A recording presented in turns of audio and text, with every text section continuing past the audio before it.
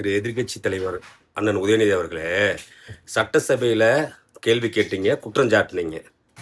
ஆனால் அவங்க திருப்பி உங்களை கேள்வி கேட்ட உடனே அப்படியே ட்விஸ்ட் அடிச்சு வெளியில் வந்துட்டு வேற மாதிரி பேசுறீங்க. தலைவர் அவர்களே, அதாவது ஸ்டேடியம்ல இருந்து இந்த மாதிரி நடந்ததுக்கான விளக்கத்தை ஆல்ரெடி அளித்தாச்சு. அதுல அவங்களுக்கு பல்வேறு முரண்பாடுகள் இருக்கலாம், பல்வேறு கருத்துக்கள் இருக்கலாம். அப்படி இவங்க சொல்றாங்கன்னா அந்த சமயத்துல திராவிட முன்னேற்ற கழகத்தின் ஆட்சி தான் நடந்தது. அப்போ ஸ்டேடியம் வாசல்ல இருந்து இவங்க எல்லாம் வந்து அந்த மாதிரியான போதைப் பொருள் வித்தாங்கன்னு சொல்லி ஒத்துக்கிறாங்களா? அப்போ அதனால ஆதாரம் போதைப் பொருள் அப்படிங்கிறது ஒத்துக்கிறாரா? நான் என்ன சொல்றேன், இந்த வீடியோ எப்போ வந்துச்சு? இப்போ வந்தது வீடியோ, ஒரு மாதத்துக்கு முன்பு வந்தது. வெளியில வந்துட்டு வேற மாதிரி பேசுறீங்க. ஒன்று பேசுனா ரெட்டை அர்த்தம் உள்ள வார்த்தையாக பேசுறீங்க, இல்லைன்னா இருவேறு மனுஷங்க மாதிரி பேசுறீங்க. என்ன கதைன்னு உங்களை புரிஞ்சிக்க முடியலையே.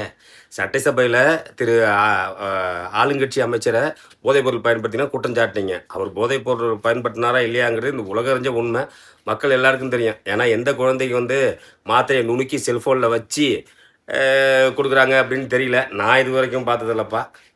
அது போட்டோம். அப்படி இருக்கும் பொழுது ஏன்னா இப்படி பண்ணுறீங்க? ஏன்